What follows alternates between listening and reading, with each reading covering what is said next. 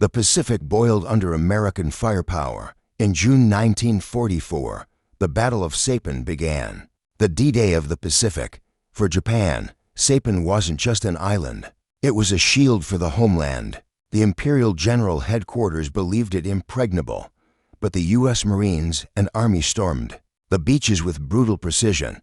Naval bombardments turned cliffs and caves into flame. Japanese defenders fought fanatically, refusing surrender. The island became a slaughterhouse of willpower and steel. As the tide turned, Tokyo still refused to believe the truth. Reports filtered in, distorted, uncertain, desperate. Then, silence, followed by one chilling message: Saipan lost. Japan's high command trembled at what that meant. News of Saipan's fall hit Tokyo like thunder. Inside the Imperial General Headquarters, silence turned to disbelief. For years, Japan's war machine had believed in divine protection. But now, the American tide had reached within bomber range of Tokyo. Saipan was Japan's outer wall. Now, shattered to rubble, senior officers stared blankly at the map, the circle around home shrinking. Emperor Hirohito demanded explanations through his aides. The generals muttered, evaded, blamed fate and weather. Behind closed doors, one whispered, "This is the beginning of the end." The loss meant B-29 bombers could now strike the homeland. The once invincible empire had been breached. Tokyo's lights dimmed in mourning. When Emperor Hirohito was told of Saipan's fall, he froze. He had been reassured it would never happen. His eyes, calm yet heavy, revealed deep confusion. He quietly asked, "How did this come to pass?" No one could answer with honesty. The reports had been censored and softened for weeks. Now, truth could no longer be denied. He requested the names of those who died defending it. The list was endless: soldiers, civilians, even children. The emperor's hand trembled as he read. His confidence in his generals began to erode. The divine son of Japan was dimming. The Army and Navy blamed each other in secret meetings. The Navy said the Army failed to reinforce Saipan. The Army accused the Navy of abandoning the island too soon. Each side scrambled to rewrite history before it was written. Generals shouted. Admirals stared in silent fury. The emperor's trust was a fragile treasure now slipping away. General Tojo, the prime minister, felt the weight tightening. His prestige rested on victories, now buried in Saipan sands. One officer said, "We have lost the key to our fortress line." Another whispered, "Prepare for air raids on Tokyo." Paranoia rippled through every command room. Japan's high command had never been more fractured. By mid-July 1944, the pressure became unbearable. Prime Minister Hideki Tojo faced humiliation before the emperor. His promises of victory had dissolved into ashes. The high command demanded a scapegoat. Tojo's resignation became inevitable. He bowed deeply, offering apologies laced with failure.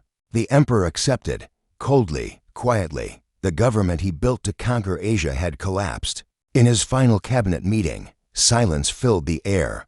He muttered, "Our destiny has turned against us." The newspapers called it a reorganization. In truth, it was the empire's breaking point. Saipan's loss triggered panic across the Pacific chain. Guam and Tinian trembled next in line. Japanese soldiers, still loyal, prepared for hopeless defenses. Commanders whispered orders that meant fight to the last man. The Imperial Navy tried to regroup, but fuel was scarce. Every victory Japan once celebrated now seemed hollow. Even propaganda broadcasts struggled to spin the defeat.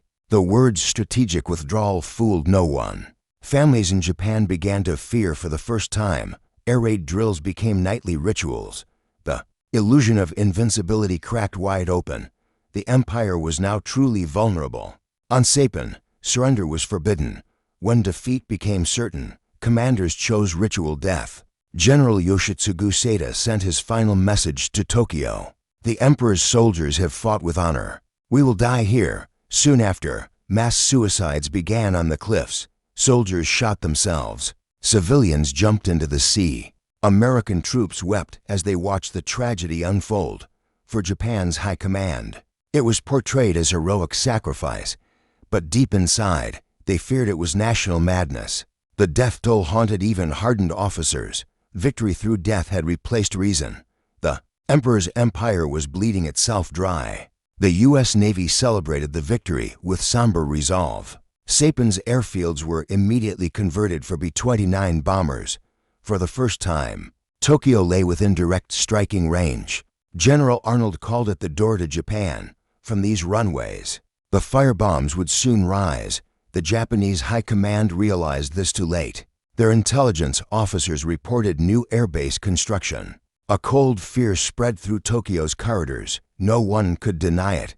The war had turned. One admiral said, "We are now standing on a volcano." The maps told the truth. Japan was cornered. The countdown to destruction had begun. Inside Japan, the public still believed the emperor's divinity.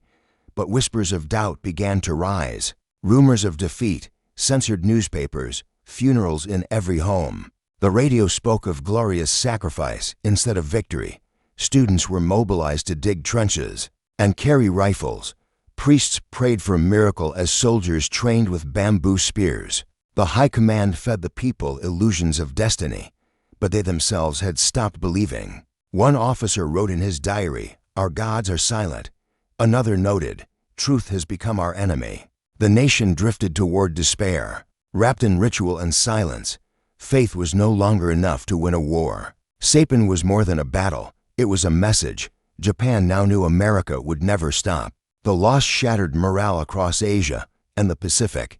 Even Japanese allies questioned their future. American newspapers called it the beginning of Japan's collapse. Washington celebrated, but with respect for the enemy's resolve. General MacArthur noted Japan's will remains dangerous despite defeat. But intelligence showed cracks widening in Tokyo's leadership. Psychologically, Japan had already begun to lose. Every new bombing raid reinforced the hopelessness. Saipan became the symbol of unstoppable American momentum. The war's final act had quietly begun. After Saipan, Japan launched Operation Ketsu. It was a plan to defend the homeland at any cost. Civilians would fight alongside soldiers. Children were trained with wooden rifles and grenades. Military planners envisioned millions dying on the beaches. They believed mass sacrifice could force America to negotiate in the High Command's bunker. Maps glowed under candlelight. Each red line drawn represented another layer of desperation. They called it defense of the divine land. In truth, it was preparation for national suicide. No one dared question the madness anymore. Defeat had become policy. Even within Japan's high command, some spoke quietly of peace. Admiral Yonai and others saw the writing on the wall. They whispered of surrender before total destruction, but they were drowned out by militarists demanding one last stand. Tokyo's war cabinet meetings turned into shouting matches. The emperor listened behind closed doors, silent, contemplative. He saw his cities bombed, his people starving. Yet no one dared advise surrender openly. The spirit of Bushido had become a chain. The generals still spoke of honor. While the world burned, one minister wrote, "We are captives of our own legend." The walls of delusion were closing in. From Saipan's runways, the B-29 superfortresses rose like thunder. They soared across the Pacific, silver giants in black skies. Tokyo, Nagoya, Osaka, all within reach. Firestorms soon consumed the wooden cities. Millions of civilians fled or burned in the night. Japan's generals could only watch from bunkers in despair. Their air defenses failed, their navy shattered. The emperor received reports of entire districts vanished. Every loss traced back to that island, Saipan. It had unlocked the path to Japan's heart. The high command now faced the cost of their pride. The empire's sunset had begun. By August 1945, even the emperor's resolve had fractured. He remembered Saipan, the first domino. He knew the war was lost long before Hiroshima. Saipan's fall had planted the seed of surrender. Now, with 2 cities in ashes, he finally spoke. The time has come to endure the unendurable.